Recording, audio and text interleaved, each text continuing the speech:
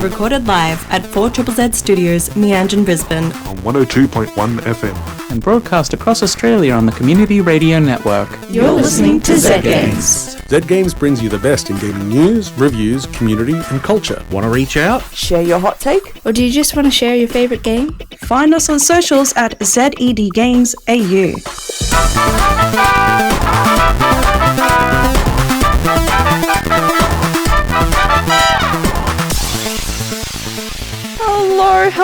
Hello, you're listening to Z Games. My name is Zahra, and with me in the studio tonight is... Peter! And... Cam! Oh my gosh, you two! How are you both tonight? Oh, just full of vim and vinegar. Vim and vinegar? I don't know. What is the vim? Yeah, what's I think it's an old person thing. It means energy. Oh, I don't know what that is. Yeah. I just say energy. Yeah. That's an extra 2 syllables. True. We're in radio. We don't have time to burn. Limited. NRG. Oh. 3 letters. There we go. Game of Fuel. But we're not here to talk about letters. We're here to talk about video games, which can also contain letters sometimes. Sometimes. I've heard a rumour. I think we've all heard rumours. We've certainly heard a lot of rumours. We've got the Week in Gaming News. We've got a couple of reviews. So let's just kick it all off with the Week in Gaming News by the very beautiful Paul. Yay.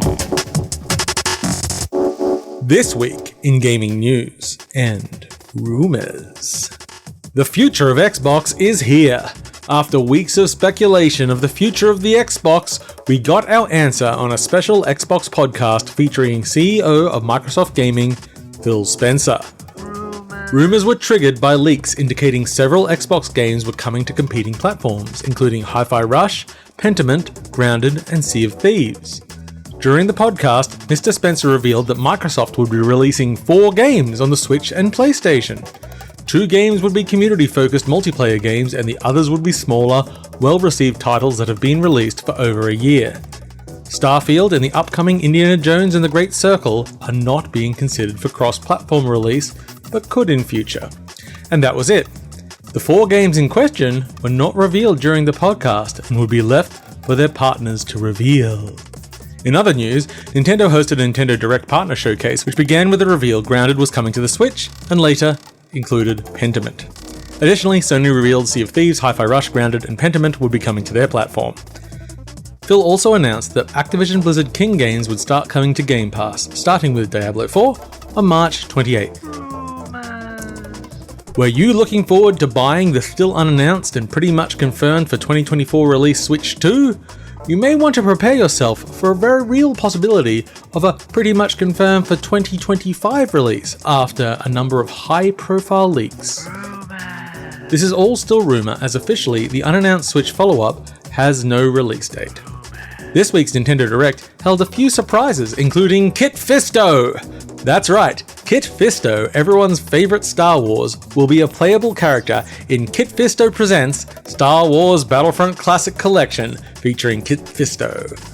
This re-release of the original 2 Battlefront games includes local multiplayer, 64-player online, it's available on all platforms, and Kit Fisto! Epic Mickey Rebrushed is an updated version of the 2010 Wii game. Epic Mickey was a third-person Mickey Mouse platformer designed by Warren Spector, who is most known as the designer behind the Deus Ex series. The cult classic World of Goo is releasing its squelchy, slimy puzzle-building sequel, World of Goo 2, as a Switch console exclusive on May 28th. One of the few games that was totally lost when the 3DS eShop closed is coming to Switch. The surprisingly captivating Pocket Card Jockey, a horse racing cross with solitaire game, is returning as Pocket Card Jockey Ride On, and is available now. And much, much more was included. If you're disappointed about the rumoured delay of the rumoured release of the rumoured Switch 2, then you may be interested in filling that consumer void with the rumoured release of the rumoured PS5 Pro, rumoured to be scheduled for later this year. According to several Sony executives, the PS5 has entered the later stages of its life cycle, and that thoughts will inevitably turn to the next generation and the PS6. In Sony's latest fiscal report, President Hiroki Totoki also revealed that there will not be any new major existing franchise titles released on the platform before April 2025. There will be major releases, just not any from existing IP. From Software has managed to secure the rights to the Elden Ring IP from publisher Bandai Namco, and is now the sole owner of their creation. As if to celebrate this fact, fans were finally given a trailer and details on the long-awaited DLC for Elden Ring, entitled Shadow of the Erdtree. It will be From Software's largest DLC ever and takes place in an entirely new area of Limgrave. The DLC will release on June 21st. Upcoming game releases! February 22 brings us Penny's Big Breakaway for PlayStation 5, Xbox Series X and S, Switch and PC, and Slave Zero X for PlayStation platforms, Xbox platforms, and PC. February 23rd will bring us Illuminati for all major platforms, Pacific Drive for PS5 and PC, Pentiment for Switch, Sons of the Forest for PC, and the Splatoon 3 expansion pass for Switch. February 29 should see the release of Brothers: A Tale of Two Sons remake for PS5, Xbox Series X and S, and PC. That's all this week in gaming news and rumours. Okay, so that was like 21 rumours, thereabouts, maybe 22. 23. If you keep saying it, it's just going to keep going up. It really is. Okay. Thank you for the week in gaming news, Paul. That was, my gosh, certainly a lot of, what's another word that means the same? mean Speculation? Speculation. I'm turning off your microphone. All right. Oh, yeah. Peter's quiet now. Yeah. No, I'm bringing you back. All good. Okay, so first, I just want to say congratulations to all the Elden Ring fans out there. Yeah. I'm sure you're super excited about this DLC. I'm not looking forward to not being able to see my friends who play Elden Ring for about 3 weeks. But you all stay hydrated, rest. Please take breaks. Please take breaks. Oh, stretch your hands. Buy an extra controller now. Yes, You know. get ahead of this Remember now. to blink. Huh? That Just could every be now and important. then. Oh yeah, remember to blink. Yeah, that's a good one. Either that or just eye drops. Eye drops. Administered directly to the eye. If you have someone that you trust, you could get them to just apply the eye drops while you play. Spritz their face every now and Oh again. yeah. That's That always works. an option. But what is this about the PS5 being in the later stage of its life cycle? It just came It out. just got here. People are still saving up for them. I just got one last year Yep. or something like that, and I feel like I've only played 5 games on it. Yep. And we're now talking about the PS6. What is the PS6 gonna do? It's just PS5, but more. It'll be an 8K. But more? What? Spider-Man will be on it. But Maybe God of War. Gran Turismo. why can't they all be on PS5? I don't know. It's like I mean, they can, and they can. probably will. But you can But pay an they'll extra be $10. better. Yeah. Oh, no. I'm the kind of guy that's still thinks, that the Switch 2 story might have got delayed. I'm okay with that. I'd be okay with the Switch for another 2 or 3 years. Yeah, let it cook. Let it take works. its time. We're still having fun over here. I haven't finished Tears of the Kingdom yet. I still got to get through that. And it's I don't know. Have we really pushed the PS5 as far as it can go? We haven't even pushed the PS4 as far as it can go. Remember, Cam. Yeah, this is my job, remembering old things. Remember with the Commodore 64, how they're we've only got 3 colors to work with. 16, thank 16 you. colors, sorry, my Yep. apologies. Yep.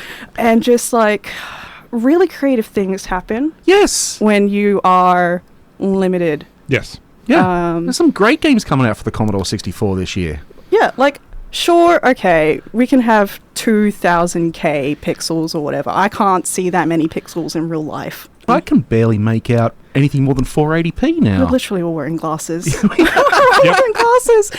I don't know. I think there's a lot more.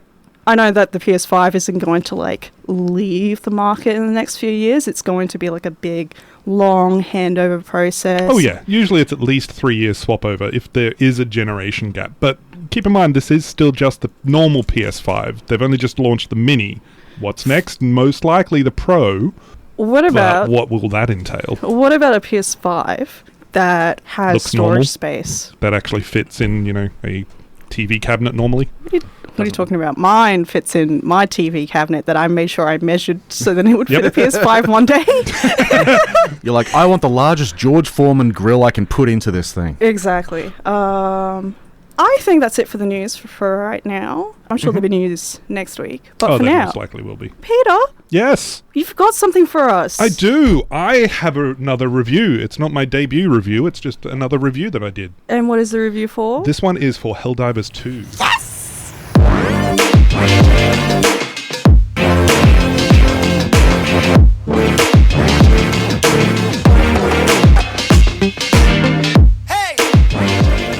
Alrighty, let's hear it. Let's jump right into it. Fantastic. Okay.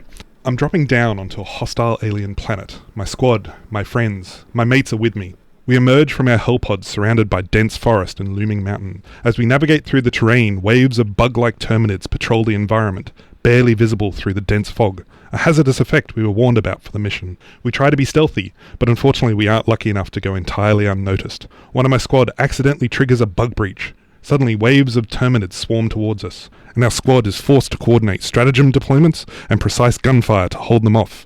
When suddenly, we have a friendly fire incident, resulting in hilarity and a round of "good job, Sean," before we realise, in a moment of panic, that EO, the one that was killed, was holding a stratagem cooldown for a 500-kilo bomb that he dropped on death and is now being called right down on top of us. And the liberty-oppressing, undemocratic, freedom-oppressing terminids. This is just one of the many moments that I had while enjoying my time playing the recently released Helldivers 2. The central theme of Helldivers 2 revolves around humanity's struggle for freedom and democracy against hostile extraterrestrial adversaries. Each mission undertaken by the Helldivers serves to push back the alien forces, liberating planets from enemy control and securing vital resources for our home, Super Earth, survival. The game emphasizes the importance of teamwork and strategic coordination as players navigate through treacherous environments and facing increasing difficulty as they try to push back the overwhelming odds. For those interested in the main chunk of the game, Helldivers 2 offers fast-paced third-person action gameplay, where players must rely on their wits and teamwork to survive, or not, against hordes of alien enemies. Players can join forces in squads of up to 4 members. Each Helldiver can bring in a table or loadout, custom selected for the mission that are trying to undertake. The game features a wide variety of weapons and stratagems, tactical cooldowns that players can deploy during missions to try and gain advantages in combat situations. These stratagems range from defensive measures like shield generators to offensive actions such as airstrikes or orbital bombardments. Outside of mission, the game's real-time galactic war features provides a sense of impending doom and humanity being surrounded. The galactic map is where you track ongoing conflict against enemy forces and lets the players witness the impact of their actions on a large scale.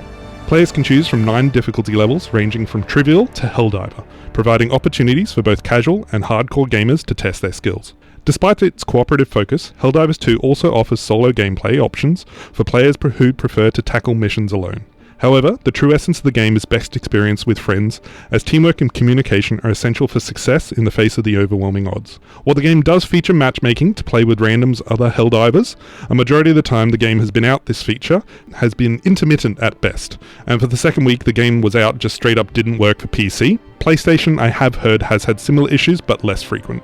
Speaking of hearing, Helldivers 2 features a dynamic soundtrack that enhances the game's atmosphere and immersive players in the action-packed gameplay. The soundtrack includes a mix of epic orchestral tracks, pulse-pounding beats, and atmospheric soundscapes that complement the game's sci-fi setting. During missions, the music shifts seamlessly to reflect the intensity of combat, with adrenaline-fueled tracks heightening the tension during heated firefights. The soundtrack also includes dynamic themes that evolve based on the player's actions, providing a sense of urgency and excitement as players progress through their missions. Overall, Helldivers 2 offers an exhilarating and immersive gameplay experience that combines thrilling action, strategic depth, and cooperative multiplayer. The game doesn't have a massive, compelling narrative, but the developers have stated that they want the game to evolve with the narrative as they continue over countless hours of the game's lifecycle. The engaging gameplay mechanics and dynamic soundtrack of Helldivers 2 come together to create an unforgettable sci-fi adventure. Despite its current and ongoing technical issues and repetitive missions, Helldivers 2 is a current must-play title for fans of cooperative game and sci-fi action. Whether playing solo or with friends, the game offers endless hours of excitement and challenge as players fight to defend Super Earth against the alien menace. I highly recommend the game if you have a set of friends to play with or love a good challenge. Enlist with the other Helldivers and me, earn your cape, put the kettle on, and serve up a nice hot cup of liberty to the aliens oppressing the managed democracy of Super Earth. Helldivers 2 is out now on the PS5 and Steam for 60 AUD and is rated MA15+.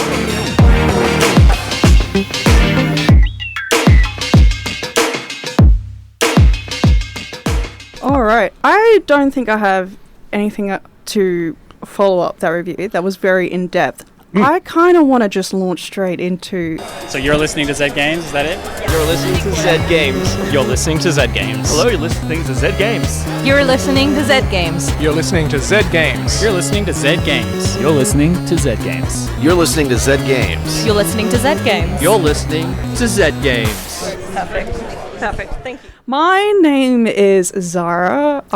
With me in the studio tonight is Peter. That I am. And Cam. Allegedly. Oh, it's a thing. what a dramatic, talk what about a it later. plot twist Yeah. to put into the middle of the I'm episode. imagining that he's there and he just appeared. Oh. Oh my gosh. I know. It's fantastic. But if you're Cam, Mm-hmm. allegedly, then who's that in the corner? That's- Shadow Cam. Which is a nice little segue into my review. That won't become clear until later.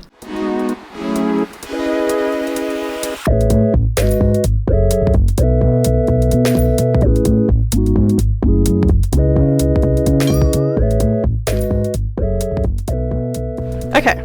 Do you two like puzzles? Love puzzles. Absolutely fantastic. I love puzzles. I like jigsaw puzzles, I like word puzzles, puzzle platformers, escape rooms. You know those doodads that look like tangled bits of metal and then you just twist it the right way and it's like, oh, we are 2 squares and now we are separate. Technically, in this room, we're 3 squares. 3 squares, yes. The D&D campaign I'm currently in has, I would say, an abnormally high level of puzzles for a D&D campaign. Okay. DMs might understand the struggle with some players and puzzles. Very much so. Not I love puzzles. Once I'm faced with a puzzle, my brain just latches onto it with like the single-minded determination of a seagull that spotted a bag of chips, and I am hungry. Doesn't matter the flavor, except for isometric puzzles. They don't come as easily to me as other types of puzzles. I don't find it as compelling, and if there isn't a lot of other stuff going on, like a story, it's kinda But wait. Okay. Awake, developed by Team Awake and available on Steam, is a gorgeous isometric puzzle game that follows a younger Aya as she explores her dreamscape to understand what has her so restless and anxious. Aya finds herself in a dream with her guide, Bunyard, a pun of Bernard. He is a rabbit guide. Each level has Aya on a platform made up of soft, fluffy blankets tiled to create the level. She must get from point A to point B to progress, getting past obstacles. Pretty straightforward. Now, blankets have a top side and an underside. You know, you can be on top of the blanket, you can be under the blanket. And I can move between both, like many of us. But here's the catch. The arrangement of tiles changes between the top side and the underside. So you might find that your path is blocked on the top side, but the underside path is clear. You can also move blocks from top side to underside and vice versa. But you cannot move from an existing tile top side to a tile that doesn't exist underside. And that's where the challenge lies. As you move through each level, each layer of consciousness, your paths become more complicated. There could be more than one way to solve a level, but there can be some red herrings, obstacles that aren't actually in your way. So it can be difficult switching between the 2 sides of the same level, knowing that they affect each other, but you need to rely on your memory or constantly popping up and down to check to smoothly execute your solution. So I wish that you could just see an outline of the other side just to help streamline things. Now, there is a complication. I've mentioned this earlier. I hinted at it. The source of Aya's anxiety. She doesn't know what it is yet, and you'll need to find out what's causing it. But it does manifest as a spooky, shadowy figure that will get you if you cross its line of sight. I will not describe what get you means, it just gets you. It understands you thoroughly. Make eye contact, and it's just like, I get it. And you're like, oh, thank you. I feel so validated. So the story of Awake has you trying to figure out what this shadowy figure is, and why is it in Aya's dream. And that's it for actual gameplay. But there are a lot of things that Awake does that just makes this a beautiful little game. The art style is a cutesy 3D style, all in pleasant pastel tones. Chunky shapes, gigantic eyes, all chibi-fied. And it's so cohesive. Everything belongs together. The main menu screen opens with Aya shooting awake in a panic. And although you're seeing an absolutely adorable character, there is an undercurrent of anxiety that's immediately apparent. During gameplay, clouds drift past, sometimes sort of obscuring your vision ever so slightly. Occasionally, Aya will become caught in a chill, her hair turning pastel teal. The soft wooden click when you push a button is satisfying. The music changes key when you're on the other side. The story, the insight you gain, is conveyed through childish drawings, roughly drawn figures depicting friends and anxiety. Awake is just such a treat. Visually cohesive and adorable. 24 levels to solve that made me think, with a story to tie it all together and keep me motivated. Did I need to take a little break every few levels? Yes.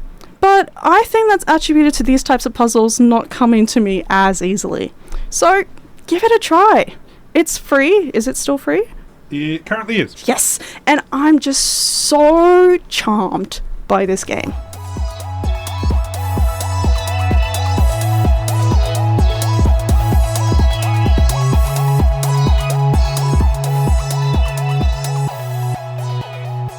Oh, Yeah. this looks lovely. It's Recommended to me because I played Karmazoo.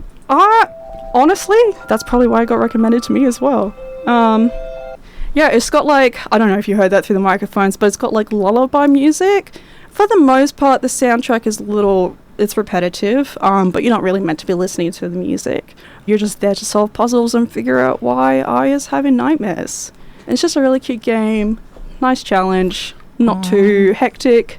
It's super cute, the little bunny rabbits, and I just want to give them a little blop on the nose and let them know it's okay. Yeah, and it is going to be okay. I mean, I don't know yet. I haven't actually finished the game, but it is the kind of thing that you could probably smash out in a couple of hours, unless you're me and you need to take a breather every other level. But, you know, you got your system, I've got mine, and that's A-okay. Yeah. You're listening to Z Games at 4ZZZ. You're listening to Z Games on 4ZZZ. Oi mate, you're listening to Z Games at 4ZZZ. You're listening to Z Games at 4ZZZ. You're listening to Z Games at 4ZZZ. You're listening to Z Games at 4ZZZ. You're listening to Z Games at 4ZZZ. You're listening to Z Games at 4ZZZ. You're listening to Z Games at 4ZZZ. Got a bit carried away. I just get really happy when, like, I don't know, people are inspired by, like, nerd stuff and make something beautiful. It's awesome. It's great. Speaking of stuff Inspired by video games. inspired by video games, Yes. there's a Borderlands movie coming out sometime this year. I don't know if you two have heard. I have, I just saw the trailer. Have you? It's based off a game. Yep. Also called Borderlands. Also called Borderlands, which is developed by Gearbox Software. Mm-hmm. They've also had a few, like, Telltale games as well, like spin-off kind of From memory, thingos. they've just hit their 25th annivery as well for Gearbox. Wow. Yep. 25 years. Yeah, after doing the original Halo port for PC, I think, was one of their first works. Really? Yeah, they've been around for a while. Good work, guys. Yeah. Round of applause. Hooray! But we're not here to talk about Gearbox. We're here to talk about the movie, which isn't developed by Gearbox. It's published by them, though. Well, yeah. So it is live action. Action. Yep. Live action. We've got the cast. Let me just read out the cast real quick. So we got Kate Blanchett as Lilith. Kevin Hart as Roland. Jack Black is Claptrap, of course. We got Ariana Greenblatt as Tiny Tina. Florian. Oh, I don't know how to pronounce that surname. Someone help me out here. Florian Montague as Sure. Krieg. Montague. And Gina Gershin as Mad Moxie. Jamie Lee Curtis as Dr. Patricia Tannis. And I just want to say it's always a delight when Jamie Lee Curtis turns up in a movie. Yep. Yeah, she looks like she's having fun, right? She is having fun. I think she's been having an absolute blast with, like, her movies lately. Yeah. Doing really well in the nerd community and still playing WoW. Yeah. And Street Wow, Fighter. really? Yeah. Really? She's been playing WoW with her kids for, God, almost since the game came out. Yeah. I just didn't realize that she was still, like, playing it. Yeah. Yeah, and she's a Cammy main in Street Fighter. Oh, wow. There you go. You could literally just have made that up and I would have been like, No, oh, that's incredible. It's on YouTube. That's incredible. Yeah, there's a lot of fan petition to get her into the One Piece live action show as Dr. Kureha yes. as well. Yes. Did you two watch the One Piece live action? We won't talk about it. It's not video game related. No. But have you two played any of the Borderlands games? All of them. for like 5 minutes and went, not my thing. Okay, we have like the two Very ends of the wild. spectrum. How are you feeling about this movie, Peter? I've known about it for a while now, and I was always hopeful that it would be good. I'm not convinced on the casting, just because some characters don't seem to fit their sort of idea. Hoping that they prove me wrong, and the trailer definitely makes it look like a lot of fun with a bit of humour, which is always what Borderlands has had. Yeah, it definitely has that Borderlands sense of humour. But I don't know whether it's got the serious enough nature that Borderlands did have. Because there is a lot of crazy, kooky stuff that happens in the Borderlands games, Which is but what they've people always had a... think about. They're like, oh yeah, Yeah. Borderlands, the really wacky, ooh, funny guns. Yep. But they've always had that undertone of seriousness still lurking in the background of it's a dangerous place. There's lots of bad things that can go on and do happen here, Yeah. especially in Tiny Tina's backstory. Yes. Which they've aged her up in the movie, which makes sense, especially for the actor and stuff, because you can't have an 11-year-old running around, because it is No. based on the first Borderlands game, not Ooh, the second or the third. And yeah, back then Tina was 11. It would be slightly problematic to have a child, psycho soldier. Explosives expert, trained by her parents. Yep. Yeah. Yeah. Homeschooled. She comes from Logan. Big deal. Let's go. We love Logan. We love I Logan. live in Logan. How about you, Cam? Do you It think looks fun. It looks fun. It looks fun. Jamie Lee Curtis is having a blast. Jack Black will do his thing. That's Yeah. great. Claptrap will be the whole comic relief thing. As always. It's very colourful. It is very colourful. I love that. It looked more colourful than the games, which was brown-tastic in the original 360. In the original one, yeah. Yeah. So Yeah. Well, no, that just unlocked memories. It was. And I still remember the original Borderlands trailer that made it look like hyper-realistic graphics and things before they changed it to the cel-shaded stuff. Yeah, which... Still turned out brown. Yeah. But didn't that cel-shaded style really change the game for cosplayers? Oh, yeah. That- Definitely gave them a unique look and made the game stand out amongst all of the other things that were coming out at the time. Yeah. Which is why they made the change initially. Do you plan on seeing it? I will watch it. Sure, why not? Yeah. It looks fun. Would I will you- not play the game. Would you pay money to watch it? Oh, no, let's not go crazy. now. I reckon it will do You well heard about the game for- industry layoffs? Come on. I think it'll do really well for people that aren't really invested in the games themselves. I think it'll be a good, fun, action sci-fi-ish comedy sort of thing that'll be hitting, I think from what I saw, mid-year, later the year. Yeah, it's coming out in August in the US, so I mean, Fingers crossed around the same time and not, 4 we're in the months later. 21st century now. It's the year 2024. Australia sometimes get movies on the same day as the know. US. You'd think- Sometimes. You'd think even we'd be in night the future, before. being, past or... Anyway, timeline-wise.